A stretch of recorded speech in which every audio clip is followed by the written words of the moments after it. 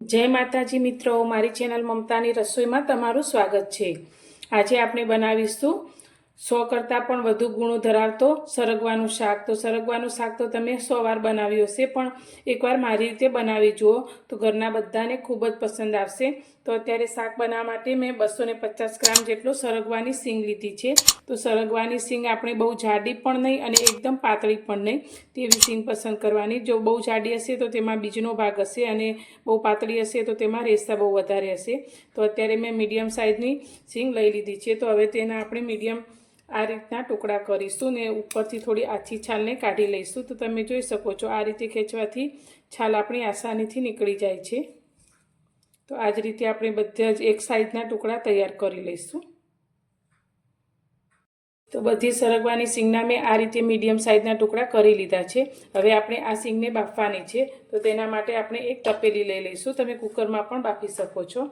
તો તપેલીની અંદર અત્યારે આપણે 1 ગ્લાસ જેટલું પાણી લઈશું અને લીધેલી બધી સિંગ આપણે તપેલીમાં લઈ લઈશું। તો સારી રીતે ડૂબી જાય તેટલું જ પાણી અંદર આપણે એડ કરીશું। બહુ વધારે પાણી આપણે અંદર એડ નથી કરવાનું।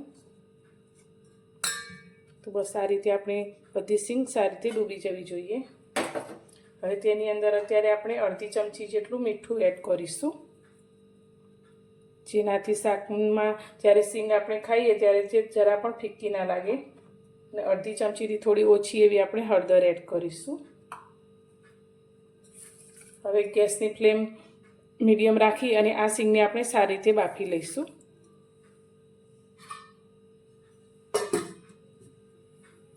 ગેસ પર આપણી કડાઈમાં 3 ચમચી જેટલું તેલ ગરમ કરવા માટે રાખી લીધું છે। તો સાઈડમાં આપણી સિંગ બફાય છે ત્યાં સુધી આપણે શાકનો વઘાર કરીશું। તો અત્યારે આપણે અડધી ચમચી જેટલી રાઈ એડ કરીશું।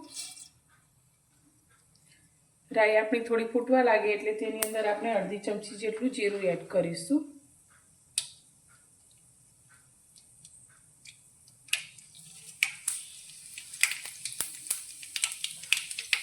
રાઈ અને જીરું આપણા સારી રીતે ફૂટવા લાગ્યા છે તો આપણે થોડી અંદર હિંગ એડ કરીશું।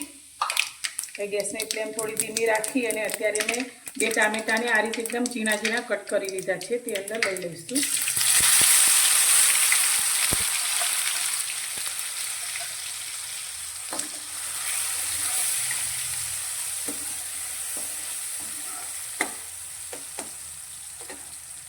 ટામેટા આપણા થોડા ઝડપથી સોફ્ટ થાય તેના માટે અત્યારે આપણે થોડું મીઠું એડ કરીશું। તો મીઠું સિંગ બાફતી વખતે પણ લીધું છે તો અત્યારે આપણે નાની અડધી ચમચી જેટલું જ મીઠું એડ કરીશું।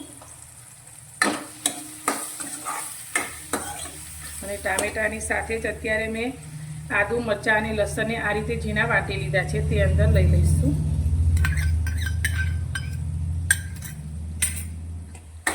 અને બધી જ વસ્તુને સારી રીતે સાંતળીશું। ટામેટા એકદમ સરસ સોફ્ટ થઈ જાય આપણા ત્યાં સુધી તેને ધીમા ગેસની ફ્લેમ પર થવા દઈશું।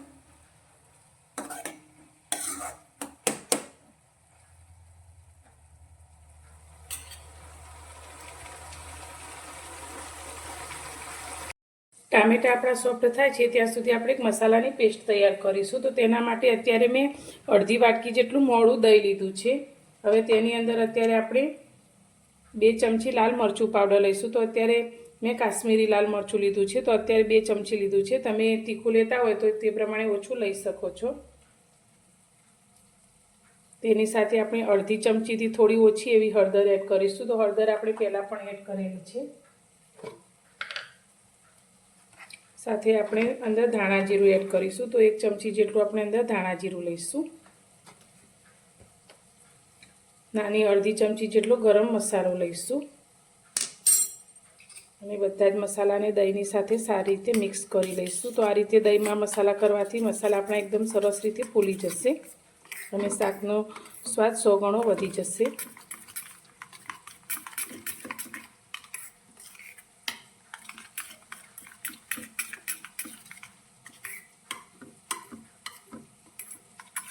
મસાલા આપણા સારી રીતે મિક્સ થઈ ગયા છે। હવે આપણે ટામેટાને જોઈ લઈશું। તો ટામેટાને આપણે જોઈએ તો સરસ રીતે સોફ્ટ થઈ ગયા છે અને તેલ આ રીતે છૂટું પડી ગયું છે। તો હવે તેની અંદર અત્યારે આપણે ચણાનો લોટ એડ કરીશું। તો અત્યારે 3 ચમચી જેટલો આપણે લોટ લઈશું। તમારે જે રીતે ગ્રેવી કટ કરવી હોય તે પ્રમાણે તમે લોટ લઈ શકો છો। હવે આ તેલમાં આ લોટને પણ આપણે સારી રીતે શેકીશું. તો આ રીતે ગ્રેવી સાથે લોટને શેકવાથી તેનું કાચાપણું દૂર થશે અને શાકનો ટેસ્ટ ખૂબ જ સરસ આવશે. હવે નીચે લોટ ચોંટે નહીં તેના માટે અંદર થોડું આપણે 4 ચમચી જેટલું પાણી રેડીશું.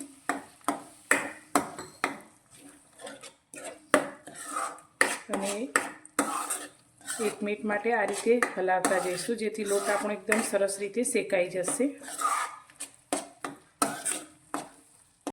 તો ચણાનો લોટ પણ એકદમ સરસ રીતે શેકાઈ ગયો છે. તો હવે જે આપણે દહીં સાથે મસાલા પેસ્ટ તૈયાર કરી છે તે અંદર એડ કરવાની છે. તો ગેસની ફ્લેમ અત્યારે આપણે એકદમ સ્લો કરી દઈશું અને બનાવેલી પેસ્ટને આપણે અંદર લઈ લઈશું.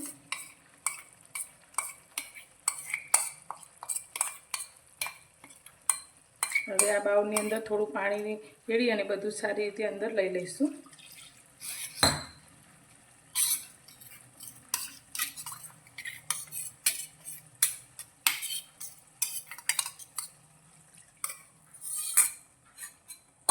હવે ધીમા ગેસની ફ્લેમ પર આપણે દહીં સાથે મસાલા અને બધું સારી રીતે સાંતળીશું.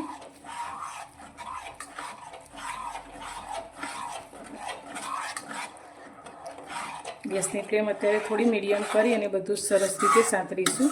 જ્યાં સુધી બધું તેલ છૂટું ન પડે ત્યાં સુધી તેને આપણે સાંતળવાનું છે.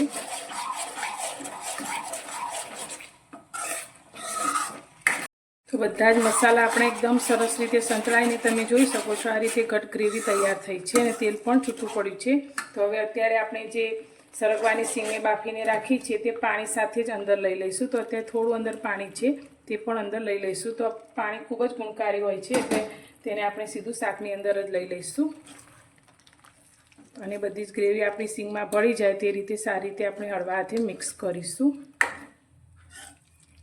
તો અત્યારે આપણી ગ્રેવી ઘટ છે તો તમારે જે રીતે પાતળી રાખવી હોય તે રીતે તમે અંદર પાણી એડ કરી શકો છો. તો અત્યારે આપણે ગરમ કરેલું પાણી લીધું છે 1 ગ્લાસ જેટલું તે અંદર ઉમેરીશું અને મીડિયમ ગેસની ફ્લેમ પર હવે આ શાકને આપણે 2 મિનિટ માટે થવા દઈશું. શાકની ગ્રેવી આપણી થોડી ઘટ થઈ ગઈ છે અને એકદમ સરસ એવું શાક આપણું તૈયાર થયું છે અને થોડું તેલ પણ તમે જુઓ તો આ રીતે છૂટું પડ્યું છે. તો શાકની અંદર અત્યારે આપણે ટામેટાં અને દહીંનો ઉપયોગ કર્યો છે.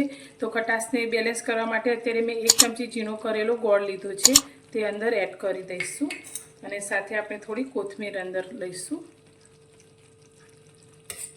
અને એકવાર હળવા હાથે આપણે શાકને મિક્સ કરી લઈશું.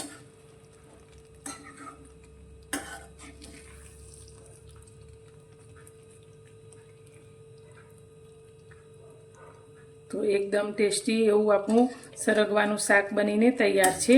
તો તમને મારી આજની આ શાક બનાવવાની રીત કેવી લાગી તે મને કોમેન્ટમાં જરૂરથી જણાવજો અને પસંદ આવી હોય તો વિડીયોને લાઈક કરજો, શેર કરજો અને મારી ચેનલ પર નવા છો તો ચેનલને સબસ્ક્રાઈબ કરવાનું બિલકુલ ભૂલતા નહીં. તો હવે આપણું શાક તૈયાર છે તો ગેસની ફ્લેમ બંધ કરી દઈશું અને આ શાકની રોટલી, ભાખરી કે પૂરી સાથે તમે સર્વ કરી શકો છો. આ શાક રોટલા સાથે પણ ખૂબ જ સ્વાદિષ્ટ લાગે છે. તો ફરી મળીશું એક નવી જ રેસીપી સાથે નવા વિડીયોમાં.